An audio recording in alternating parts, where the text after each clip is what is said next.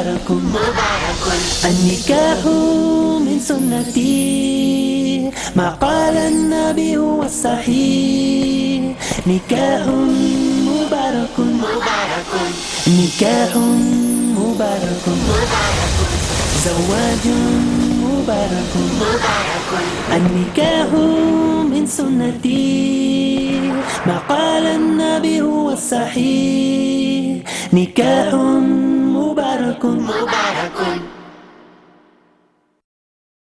Assalamu alaikum wa rahmatullahi wa barakatuh. Welcome, brothers and sisters, to another episode in the series Marriage and Divorce.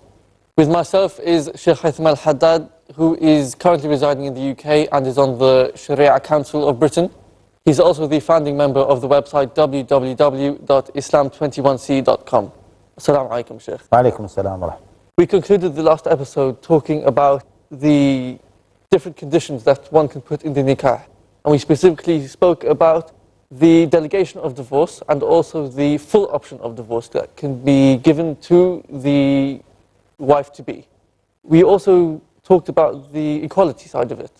Do you have anything to that in terms of what Islam says compared to what the West says? Bismillah ar-Rahman ar-Rahim, alhamdulillah wa salatu wa salam ala rasulillah. Inshallah, part of this series is to discuss the system of divorce in Islam. Inshallah, in the coming few episodes. But as we are discussing talaq al-tafwid, that delegating the power to end the marriage to the wife, we need to say that Allah Jalla wa Ala, as we said previously, has given the right of divorce to the husband. And He did not give the right of divorce to the wife. The wife can ask for a divorce. The wife can ask for a dissolution of the marriage through the court. But she cannot run away from the marriage like this. Now, I know that some people will say that there is no equality here, and there is no equality here. And they say, well, it won't be fair that the man can say to his wife, you are divorced, but the wife cannot say to her husband, you are divorced. She cannot say this. So why is this? See, either, now there is a partnership between both. The marriage is partnership, is a form of partnership, not is a full partnership. And they are leading a boat, sailing in the sea. Do we have two captains or one? One. One. Can a boat sail with two captains? No, they go in different directions. In fact, there are many statements about boat sailing with two captains. Yeah, even in English, it cannot. So there has to be one what? One captain. The marriage is sort of partnership to sail in the sea of this life. And the boat is the family. It has to have one captain. If we make the wife as the captain, later on men will say, why not we? Okay? If we give it to the man, then women will say, why not we? Yeah? Why not we given the right, okay, or the captainship? So it has to be given to one. This is one thing. We will discuss this more when we discuss the issue of marriage and divorce. But this is an introduction to it, a good introduction to it. The other thing is, if the Sharia wants to minimize divorce and marriage breakdown, now if Sharia gave it to both, it means that the rate of divorce or the possibility of divorce will be increased. Because I can divorce my wife and she can divorce me, then now the possibility is twice. If the right to divorce was given to the wife, not me, again, men will say, why we were not given the right to divorce? So, it was given to men. Not only this, not arbitrary, Allah Jalla wa Ala knows that men are more qualified to divorce at the right stage.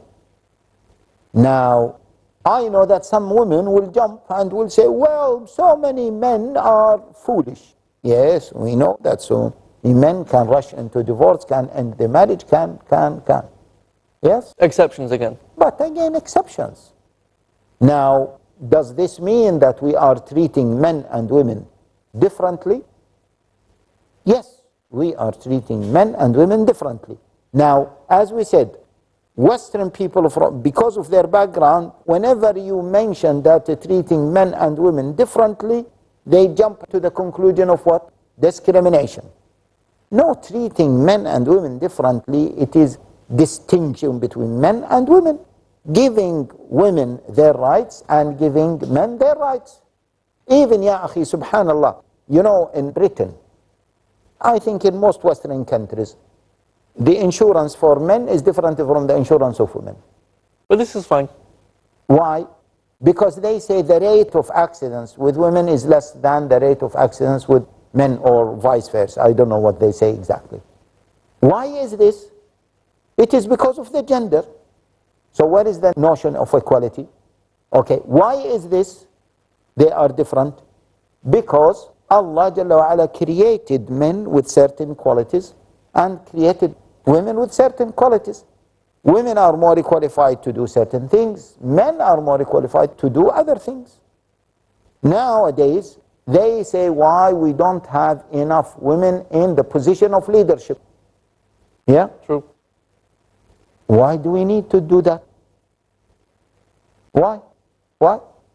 Because they are equal. Okay, then we should ask why men don't have enough positions of motherhood.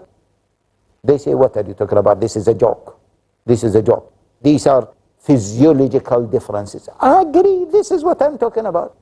If we are talking about physical differences, yeah, psychological differences, physiological differences, yes, then those differences have impact on the nature of both men and women. And it is injustice to deal with two different peoples The same way. the same way. I think we mentioned this.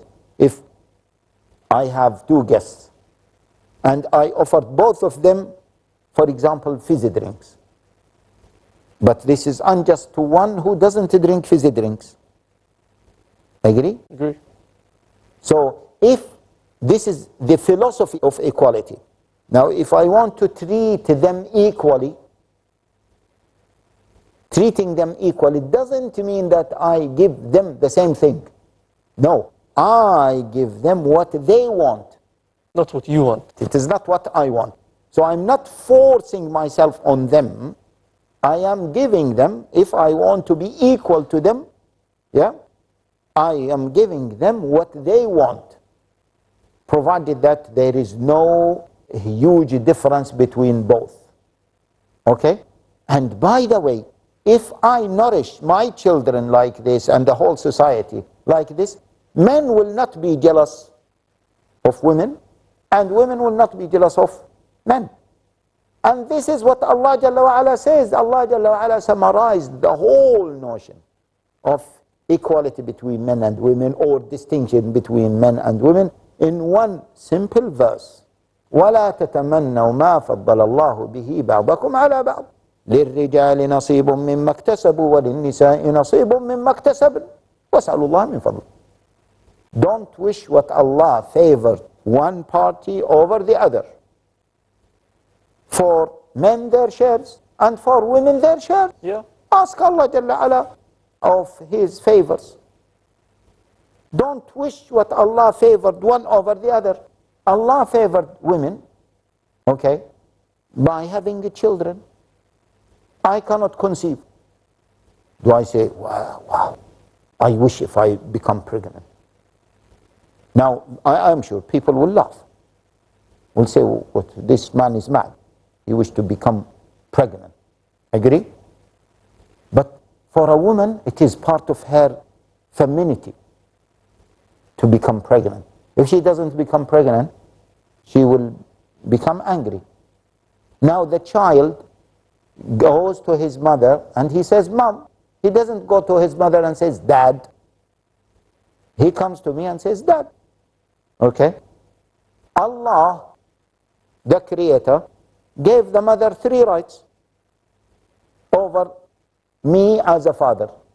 Is that true or not? All of us know the hadith. Hadith Abi Hurairah, a man came to the Prophet ﷺ and he said, who is the most deserving of my kind? Who is the person who deserves most of my kindness? The Prophet ﷺ said, your mother. Then he said, and then who, Ya Rasulullah? The Prophet ﷺ said, your mother. Then who, Ya Rasulullah? The third time, the Prophet ﷺ said, your mother. In the fourth time, the Prophet ﷺ said, your father. Now, me as a father, I say, well, this is unfair. This is unfair. I wish to be the person with 3 rights. No. Khalas, no jealousy. No jealousy. You have your role, my wife has her role in the society, I have my role in the society. I don't look down to her, she doesn't look down to me. Now, if we have the notion of jealousy, then whenever I do something she doesn't do, then it means that I'm looking down at her. Yeah? Who said so? Exactly. Okay? Who said so? And the issue of looking up and down, it is not there. Khalas, you have your role, I have my role. We complement each other rather than we compete with each other. This is the formula. We complement each other. We don't compete with each other. So the notion of equality is not there at all. Allah gave me the right to divorce. Now, the right of divorce, it doesn't mean, this is the second point when we discuss equality. The right of divorce, does it mean that I am honored? Why don't you consider that it is more responsibility? It is.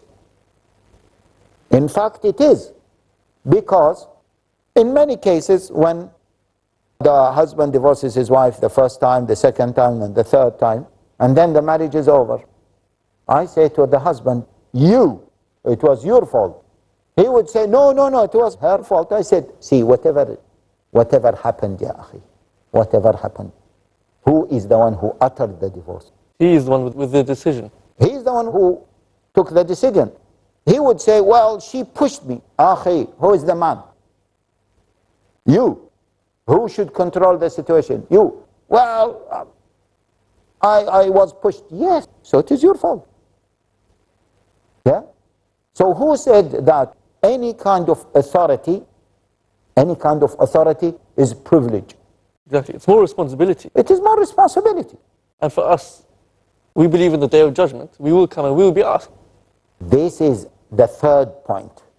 Let us imagine, yeah, that Allah Jalla wa Ala favored men over women. Yeah? In general, from all angles. Yeah? That Allah Jalla wa Ala, let us imagine, hypothetically speaking, that Allah Jalla wa Ala loves men more than He loves women. Yeah?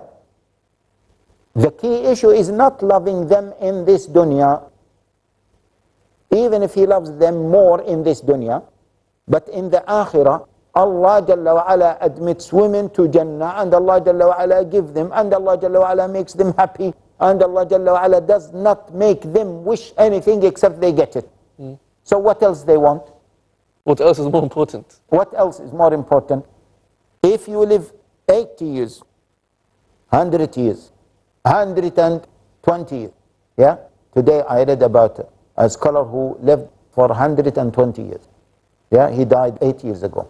Yeah, in Saudi Arabia. And he was during the time of Ottomans. Okay, 120 years. This is just what, a blink of an eye? Less than that in Jannah. So let us not be so much worried about equality. Yeah? As far as you are treated fairly, and the key thing is you can compete for your akhirah. And the key thing is, read what Allah Jalla wa Ala said about you in Jannah. Will you be satisfied, happy, etc.? You get what you want? Of course. لَهُمْ فِيهَا مَا يَشَاءُونَ. لَهُمْ, both, لَهُمْ, for everyone in Jannah. Whatever they want, خالدين. Yeah? لَا يَمَسُّهُمْ فِيهَا نَصَبٌ. They will have no grief, no difficulty, no tiredness, and they will be fully satisfied. That's it. Finish. of the discussion. And everyone End of the and we story. should be grateful for this. And we should be grateful for this. Full stop. Brothers and sisters, please return to us after the break, where we shall continue to look at this issue of equality, especially as we are talking about various conditions which should be mutually agreed upon that will be put into the nikah. Assalamu alaikum wa rahmatullahi wa barakatuh. النوم من سنتي Assalamu alaikum wa rahmatullahi wa barakatuh. Welcome, brothers and sisters, to the continuation of the discussion on equality regarding the conditions that we are talking about that could be mutually agreed upon in the nikah. Assalamu alaikum. Wa alaikum assalam wa rahmatullahi wa barakatuh. We ended the episode talking about equality, and we mentioned how the main point about equality is in the akhirah we will be judged, and we at the end of the day going to the same Jannah. Yes. So what is more important than this? That is the key. That is the summary of it. And that's why we always say to our brothers and sisters, don't over-justify things. Don't over-justify things. See, the non-Muslims, they don't believe in the akhirah as we believe in it. Even if they believe in the akhirah, they don't live for their akhirah. We live for our akhirah. The key thing is our akhirah. Yeah? I think for us as Muslims, forget non-Muslims for a minute, as Muslims, how can we question equality because this has come from Allah? How can we start to question His judgment, His guidance, His orders? Yes, His formula. As if we are saying, Ya Allah, your formula is not accepted. The accepted formula is equality. And from the other angle, we have proven that equality is injustice unless you do it the right way. The right way is our way. How? To treat different people based on their needs. This person eats this food, give it to him. The other person doesn't eat this food. See, even when it comes to marrying different wives, yeah, a person married 2 wives. Sharia said, deal with them what? Bil-adl. Justly. Justly. Yeah? Some scholars use the word equally, but they meant justly. What is our formula of equality? The most advanced formula, our formula as Muslims. What is it? It says, this wife, she likes to eat chicken. Give her chicken. The other wife doesn't like to eat chicken. She likes to eat fish. Give her fish. No, I have to give her chicken because she has to be equal to the second one. What is she going to say? It's not fair. It's not fair. Why? You are forcing me to eat what the other wife likes. Why don't you force the other wife to eat what I like? Is it clear? So what will be fair? Treating them to their... You like to eat fish. You like to eat chicken. Give this chicken, give this fish. Finished. That's it. But don't provide this with fish every day and provide this with chicken one day and the others you just give her peanuts or nothing and then you say that this is equality. No. Yeah? So the form of equality, the philosophy of equality, our philosophy means fairness and equality from their perspective rather than from the person's perspective, forcing his understanding of equality on different entities. Okay? So this is the issue of the notion of equality. Of course, we need to discuss it further because there might be some other issues, yeah, regarding equality during the marriage. Again, if we are talking about equality, I just remembered now. Now, the man, in Islam, the man gives the wife mahar. Yeah? Mahar, dowry. We discussed it. We forgot to say, why don't the women give men mahar as well? Not fair. What does that mean? It means that it is what? Not equal. It is not equal. But men feel empowered and feel happy.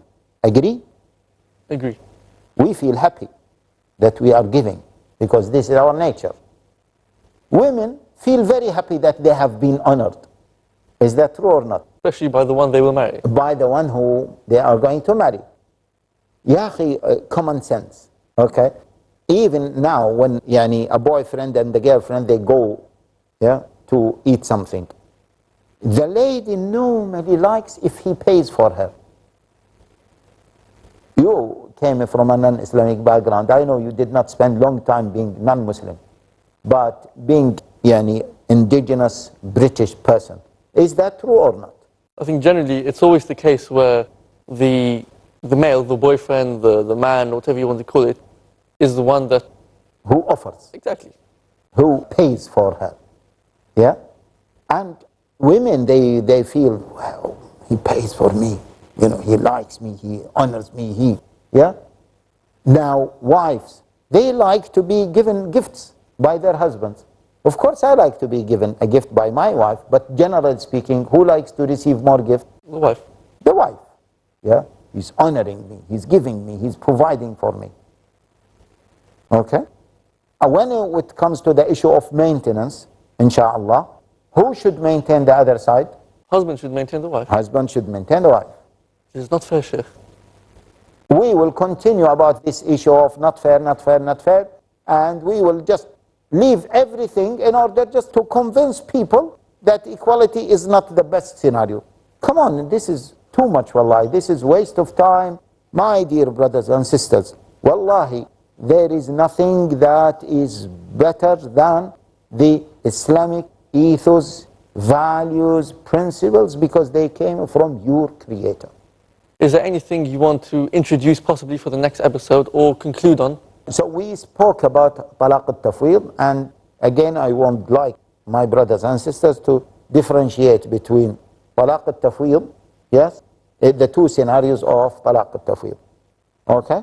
Now, by the way, if there are some brothers who work for Sharia councils in Britain, or they introduce Sharia councils in different countries, if they receive a marriage certificate where the wife was given talaq al-tafwid, yeah, how should they treat this? Yeah? And the wife divorced herself based on that, based on talaq al-tafwid. Based on the husband delegating the authority of divorce? Yes. Or the option of divorce to the wife? Yes, you are right, jazakallah khair. Not talaq al-tafwid as the second scenario of talaq al-tafwid. No, where the husband delegated the right of divorce to his wife. Most of the classical scholars said that has no value. Yeah? And therefore her talaq based on this is not a talaq. This is a classically. Now, how to treat this? Bearing in mind that some countries, some Muslim countries, are introducing this, or they made it as a standard. Now this needs a discussion, okay? And maybe it needs a careful consideration and a discussion by a group of scholars based on the context and number of other factors. But generally speaking, for me, myself, I consider it as nothing. It has no value because Sharia has not approved such thing. Jazakallah khair, Sheikh. Unfortunately, we've run out of time, but we'll come back to it in the next episode, maybe. Inshallah. Jazakallah khair. Brothers and sisters, we are now concluding this episode, and we are concluding the discussion on the mutually agreed upon conditions that can be included in the nikah. In the next episode, we shall move on to the issue of the walima. What is the walima, and what conditions do need to be met in order for that to be valid also? Assalamu alaikum wa rahmatullahi wa barakatuh. نكاح مبارك زواج مبارك النكاح من سنتي ما قال النبي هو الصحيح نكاح مبارك There is joy, there is happiness in this union, let there always be bliss. Allah will bless your home with light, your heart with never-ending delight. Two worlds today have now become one. The road ahead is as bright as the sun. Oh Allah, keep this marriage so strong. In your hands does the future belong.